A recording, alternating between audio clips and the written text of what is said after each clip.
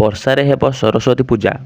ଜାଣନ୍ତୁ କେଉଁ ସବୁ ଜିଲ୍ଲାକୁ ଦିଆଗଲା ସତର୍କ ସୂଚନା। ଭିଡ଼ିଓଟି ଜାଣିବା ପୂର୍ବରୁ ଆମ ଚ୍ୟାନେଲକୁ ନୂଆ କି ଆସିଥିଲେ ଚ୍ୟାନେଲକୁ ସବସ୍କ୍ରାଇବ୍ କରି ବେଲ୍ ଆଇକନ୍କୁ ଅନ୍ କରନ୍ତୁ, ଯାହାଦ୍ୱାରା ଯେବେ ବି ଯେତେବେଳେ ବି ପାଣିପାଗର ଲାଟେଷ୍ଟ ଖବର ଆପଣଙ୍କ ପାଖରେ ସର୍ବପ୍ରଥମେ ପହଞ୍ଚିବ। ତ ଚାଲନ୍ତୁ ଡେରି ନକରି ଖବର ଉପରେ ନଜର ପକାଇବା। ରାଜ୍ୟର କେତେକ ଅଞ୍ଚଳରେ ଆସନ୍ତାକାଲିଠାରୁ 16 ତାରିଖ ପର୍ଯ୍ୟନ୍ତ ହାଲୁକା ବର୍ଷା ହେବା ନେଇ ଭୁବନେଶ୍ୱର ଆଞ୍ଚଳିକ ପାଣିପାଗ ବିଜ୍ଞାନ କେନ୍ଦ୍ର ପକ୍ଷରୁ ମିଳିଛି ସୂଚନା। ଆସନ୍ତାକାଲି ଏବଂ ଗୁରୁବାର ସୁନ୍ଦରଗଡ଼, କେନ୍ଦୁଝର ଓ ଝାରସୁଗୁଡ଼ା ଜିଲ୍ଲାର ଗୋଟିଏ ଦୁଇଟି ସ୍ଥାନରେ ବର୍ଷାର ସମ୍ଭାବନା ଥିବାବେଳେ 15 ଓ 16 ତାରିଖରେ ବରଗଡ଼, ସମ୍ବଲପୁର, ସୁନ୍ଦରଗଡ଼, କେନ୍ଦୁଝର ଆଦି ଜିଲ୍ଲାର ବର୍ଷା ହେବାର ସମ୍ଭାବନା ରହିଛି। ଆସନ୍ତାକାଲି ଅର୍ଥାତ୍ ଫେବୃଆରୀ 14 ତାରିଖରେ କେବଳ ଝାରସୁଗୁଡ଼ା ଜିଲ୍ଲା ପାଇଁ ବର୍ଷା ଆଲର୍ଟ ରହିଛି।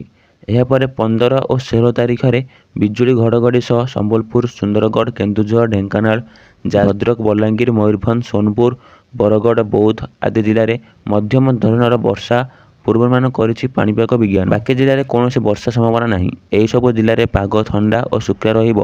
ତେବେ ଜାତୀୟ ପାଣିପାଗ ବିଜ୍ଞାନ ମୁତାବକ ପଶ୍ଚିମବଙ୍ଗରେ ସମୁଦ୍ର ଏବେ ଅଶାନ୍ତ ରହିଛି, ଯାହାର ପ୍ରଭାବ ଓଡ଼ିଶା ଉପରେ ପଡ଼ିଛି। ଏଠାରେ ସରସ୍ୱତୀ ପୂଜା ବର୍ଷା ଭିଜିବା ସମ୍ଭାବନା ଦେଖାଦେଇଛି। ଆପଣଙ୍କ ଜିଲ୍ଲାରେ ପାଣିପାଗର ଅବସ୍ଥା କିପରି ଅଛି ତାହା ଆମ କମେଣ୍ଟ ମାଧ୍ୟମରେ ଜଣାନ୍ତୁ। ଜୟ ଜଗନ୍ନାଥ।